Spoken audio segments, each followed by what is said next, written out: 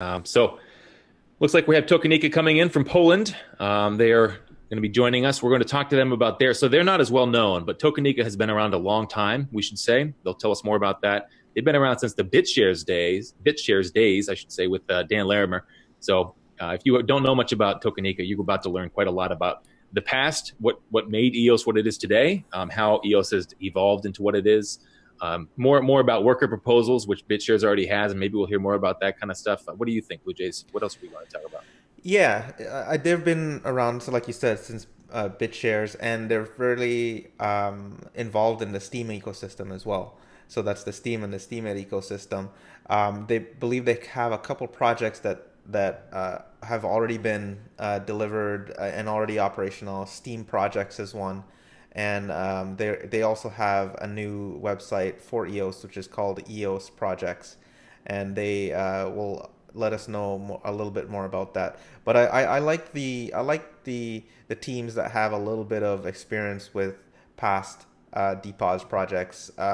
Not that it's not good to be brand new to the area, but they do bring that veteran type of experience to know how things like worker proposals work, and also technically from the back end how things can be coded for that as well. Hey, how you doing? Hey, Hi, Jacob. hi. We're just waiting for Marcin. Nice to meet you. It's been a while. Actually, Nice I've to meet. never personally met you before, but hey, how you doing? I'm fine, thank you. Hi. You have a little Just bit of feedback. If you can mute the YouTube video, maybe if you have it pulled up.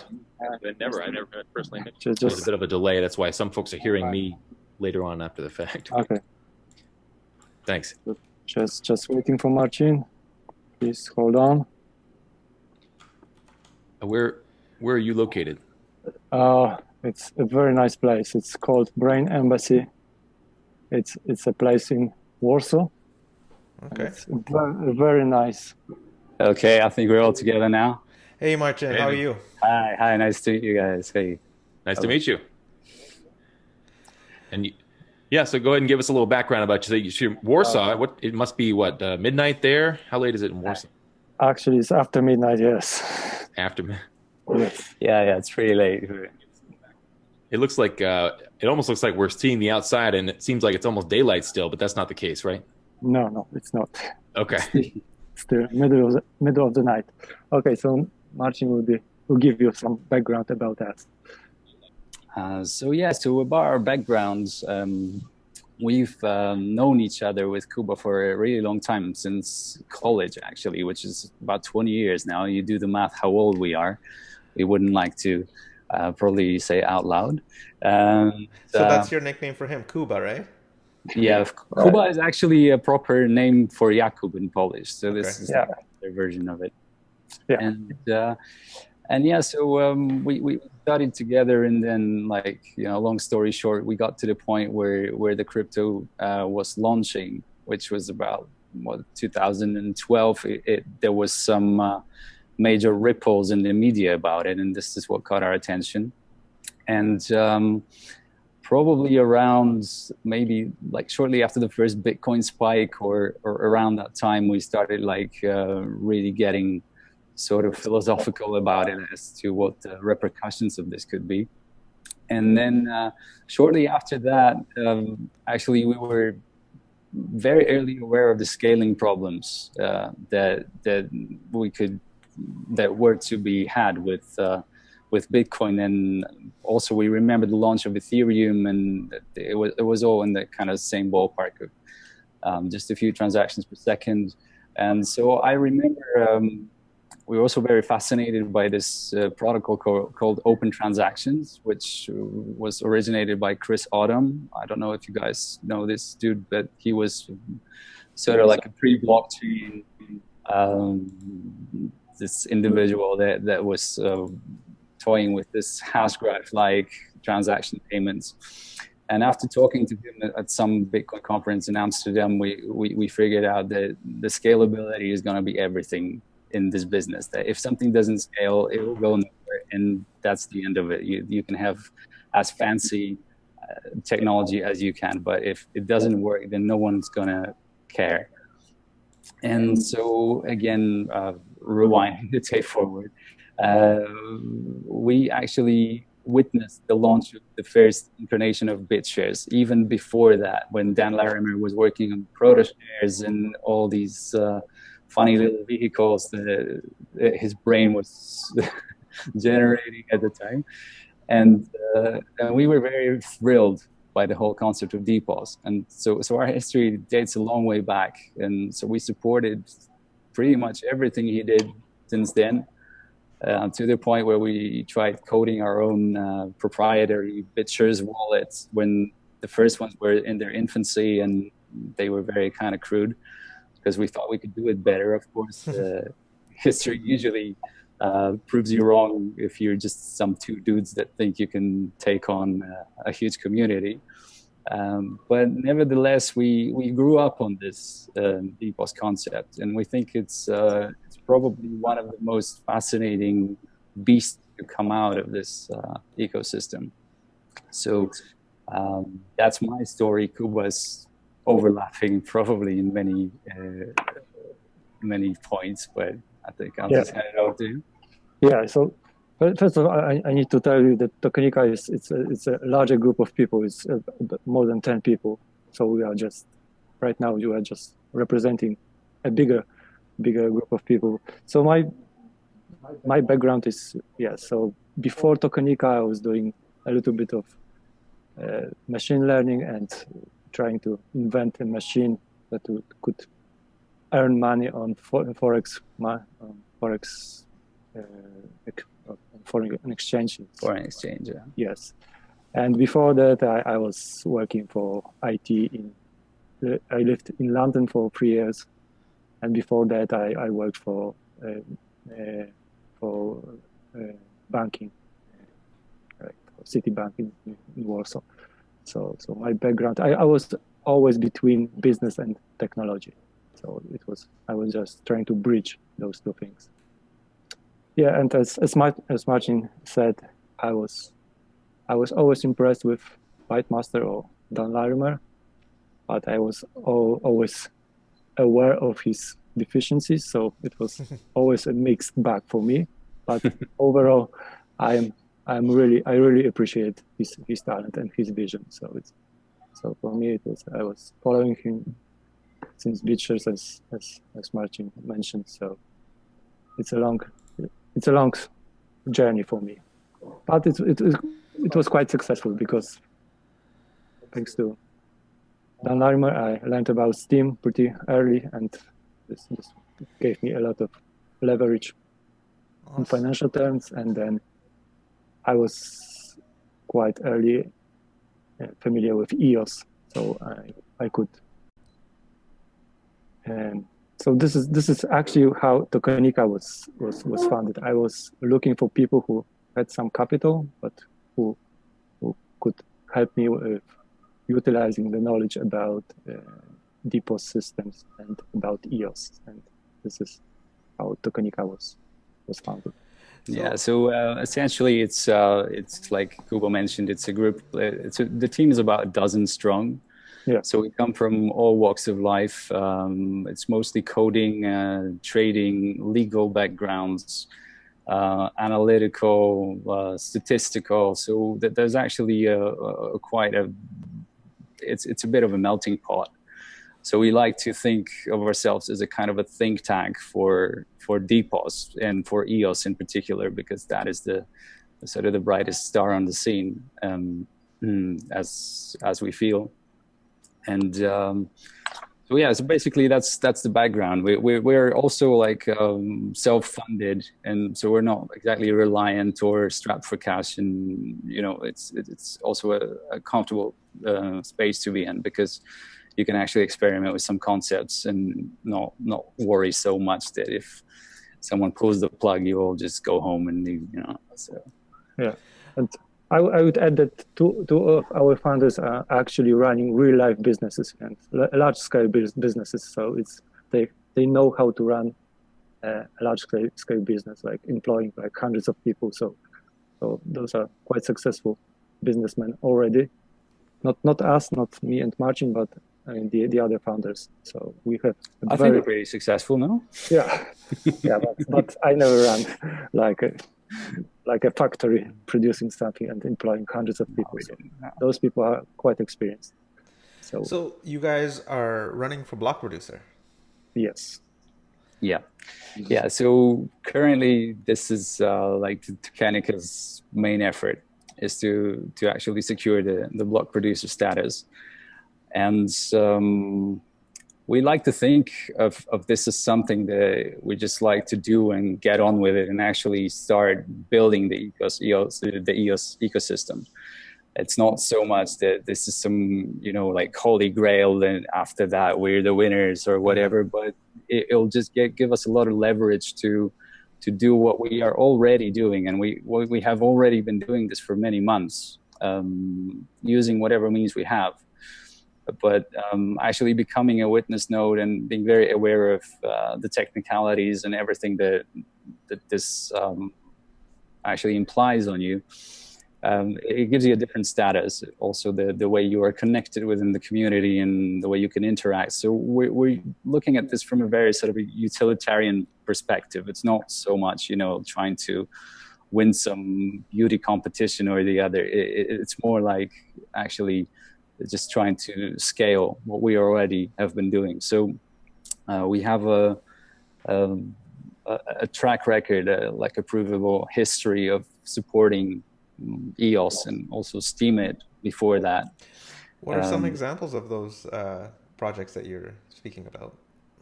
Yeah, so I think Kuba can. Yeah, I will explain. So maybe I will just add one thing, that it was not an easy decision for us to think about being a witness. It took us a bit of time. It was like in August last year. So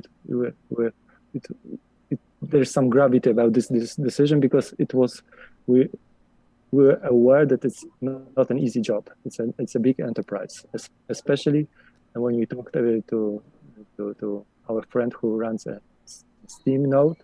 So we knew that it's going to be quite challenging. So about what we do, I think we do several things. Maybe it's even too much, but I will explain three major things, and then Marcin will add more. So first of all, we are doing some internal tools for the community, and currently we are running 3 projects, and you're probably familiar with EOS projects.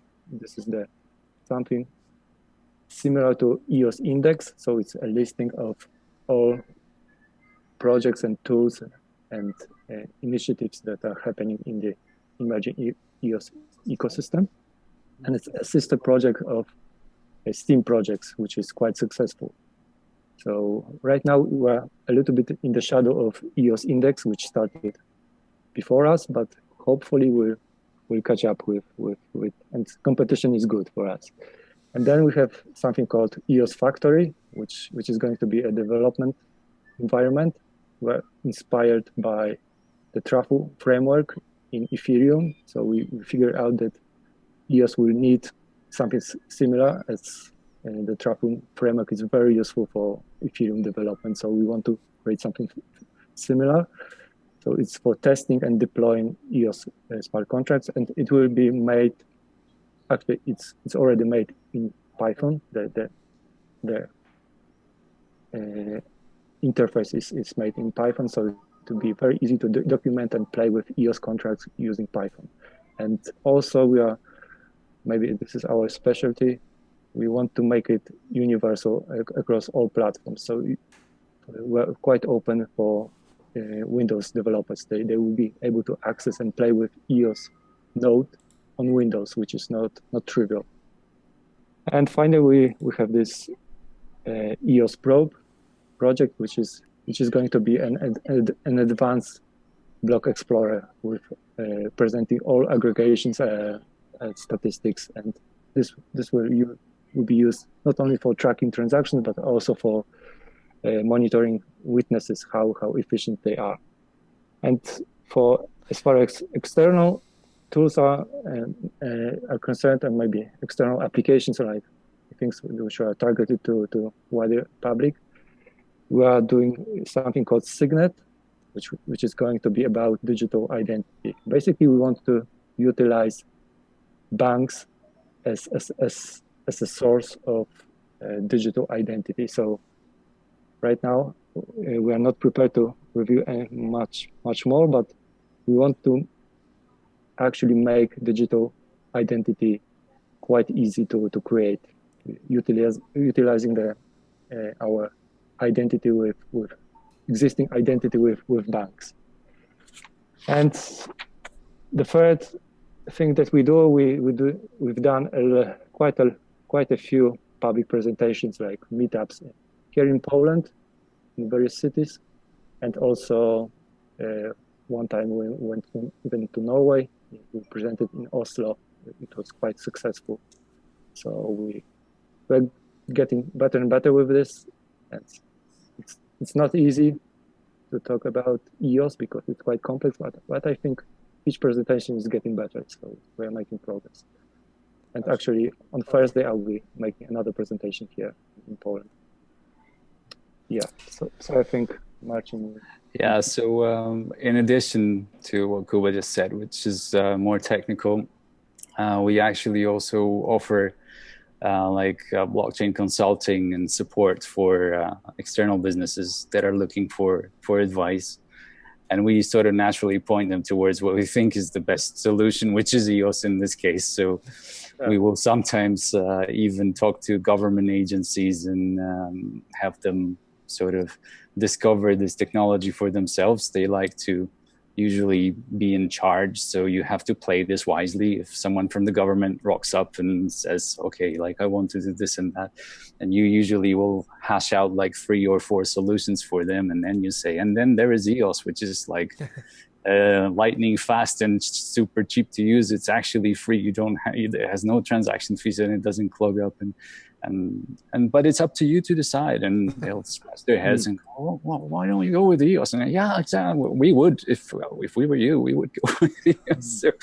So these conversations sometimes are funny.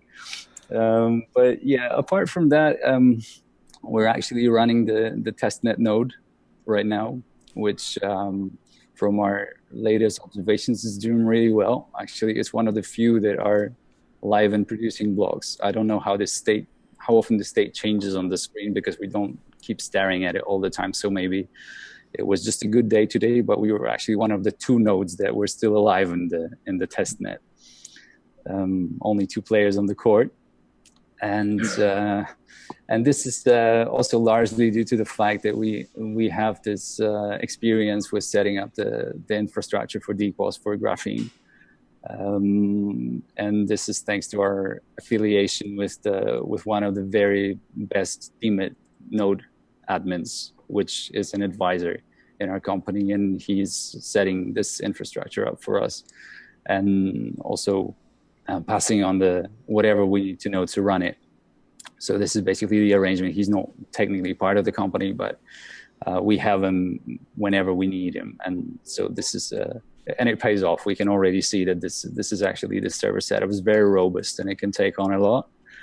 And so we'll be able to scale rapidly if necessary, like by order of magnitude, basically overnight, which is something that I think is extremely rare in this DPoS community, because like very often when you look at the track record of other witness candidates, they don't particularly have one. There's a few posts here and there on Steemit or whatever, but it looks like a kind of a trial and error experiment that maybe it will work. Like this definitely separates us from them. We just know how to do this. We're not guessing, we're not hoping.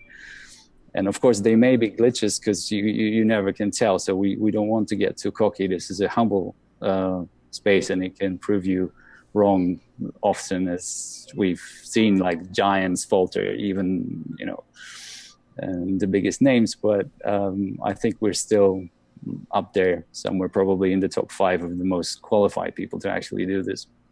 So that's that. We're also scalable when it comes to the workforce needed. So if this goes well, we can actually expand the team also by an order of magnitude and start developing things much faster if the means allow.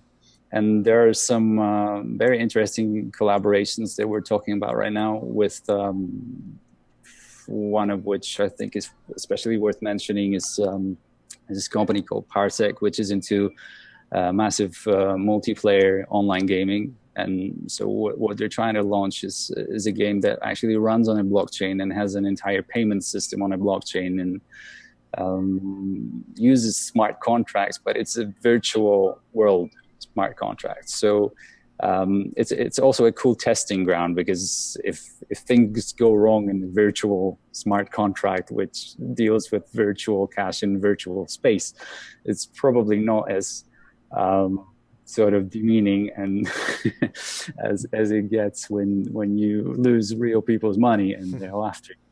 Yeah, but actually, I think this is an interesting case, because I slightly disagree with Marcin, because those tokens in this game will have true value. So it's an experiment to connect virtual world to smart contracts. So all other companies are trying to connect the actual reality to smart contracts, but those guys are trying to create a virtual game and connect a massive virtual game and connect this to the blockchain. So they're approaching the smart contracts from the other side. So it's quite interesting case for us, because if this game is successful, it will be very popular, and if it's popular, there will be like real value involved. So those smart contracts will be protecting real value in virtual game, but it will be like real value. So it's not playing with some tokens, but it's playing with actual value. Yeah. So the next thing is like worth mentioning. We're in touch with these Australians that are actually they want to put gold trading on a blockchain, and they're already regulated, so they're allowed to do this. It's not some again a garage operation of some con man, but it's an actual business that is doing well. And so we're talking about that also, and putting that on the EOS blockchain. And another project that has just emerged. This is something involving peer-to-peer electricity exchange. And this would be happening in UK. So this is very early days for the talks about this, but we might actually engage also with that. And so if this entire Witness project actually goes well, it will open up all these doors like wide. Just for some of the viewers who don't know, but Witness is actually the name for block producer in the Steam network. Oh yeah, that's interchangeably used, so it's somewhat confusing. Yeah, but you're right, absolutely. Yeah. And we're also aware of this sort of a utilitarian role of the block producer.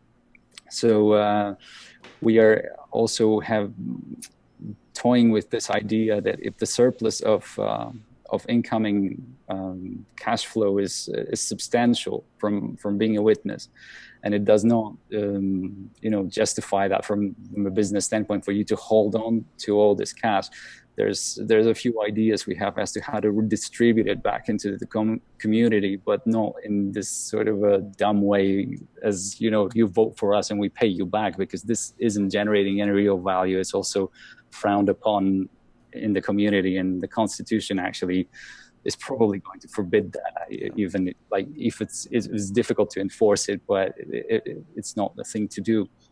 But we have at least like several ideas on how to redistribute this income in a value added way. So one would be to actually fund startups that are the most promising, and have this done in a transparent manner, where we would actually put on the blockchain the very financing process for these startups that we would then somehow manage. We would probably sift through initially, because then we have to work with these people.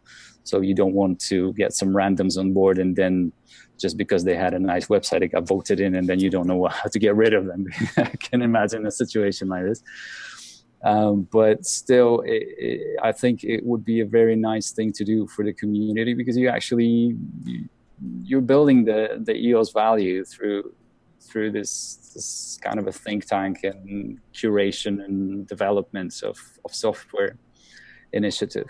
So this is one of the things we were thinking about. Another would be perhaps starting a coding academy for EOS, because I think there is going to be a massive shortage of developers, and it's already a big issue in blockchain. That is probably like 10 openings for a single candidate that you can just go and grab. So it might turn out that it's extremely difficult to get anything done because people just come and go. But if you raise your own sort of like army of coders, then this is also a very, very cool thing to do. And everybody's a winner in this game also, which is something that we like to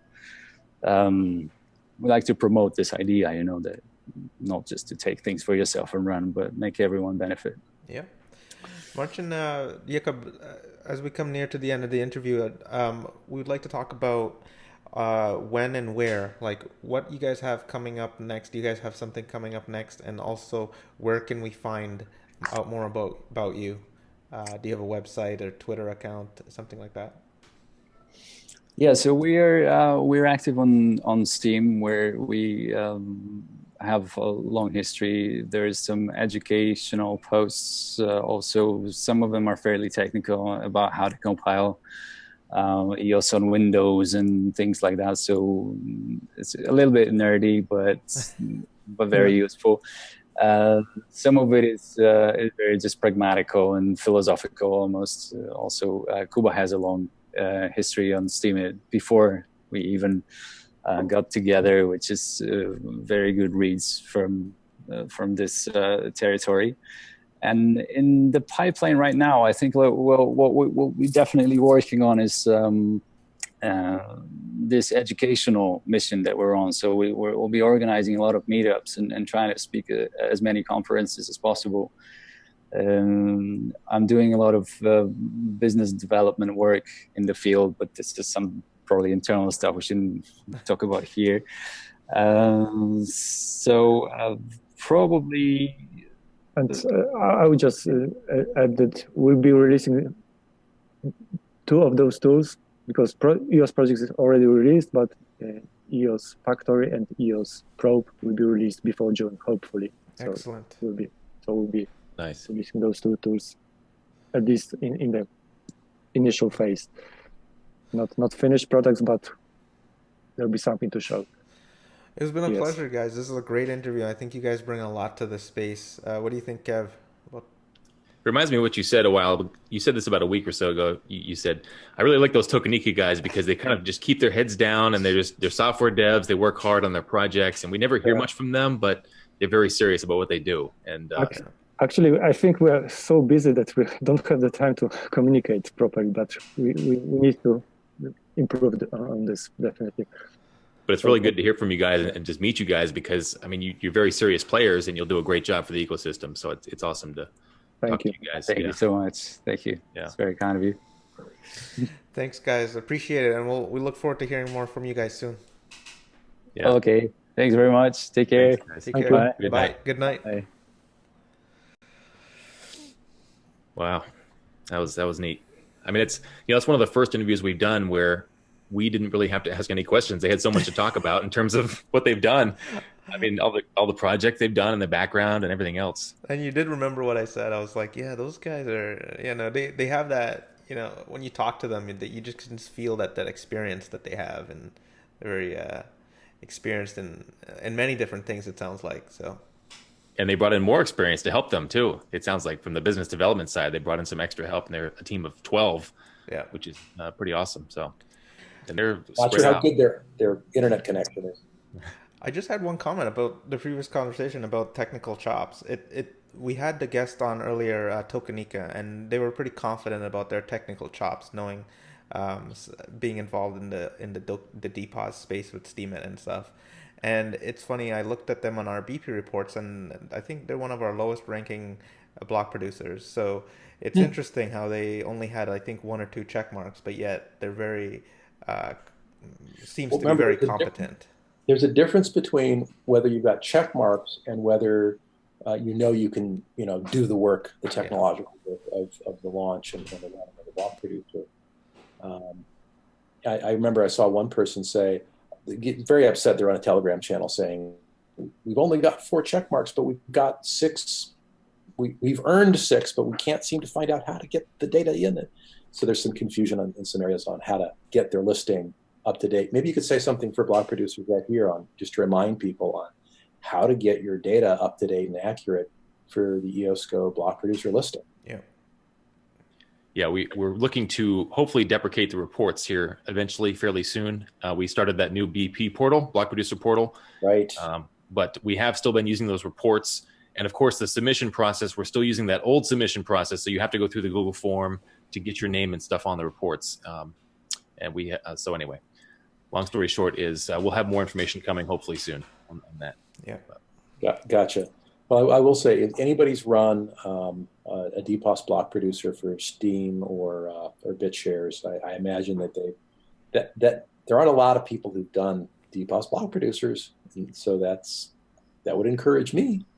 And of course, time will tell, and I'll be very interested to see how the block producers assess each other, right, and how that all plays out. Agreed. Thanks for the insight, Mr. Cox. It was amazing having you on the show, as usual.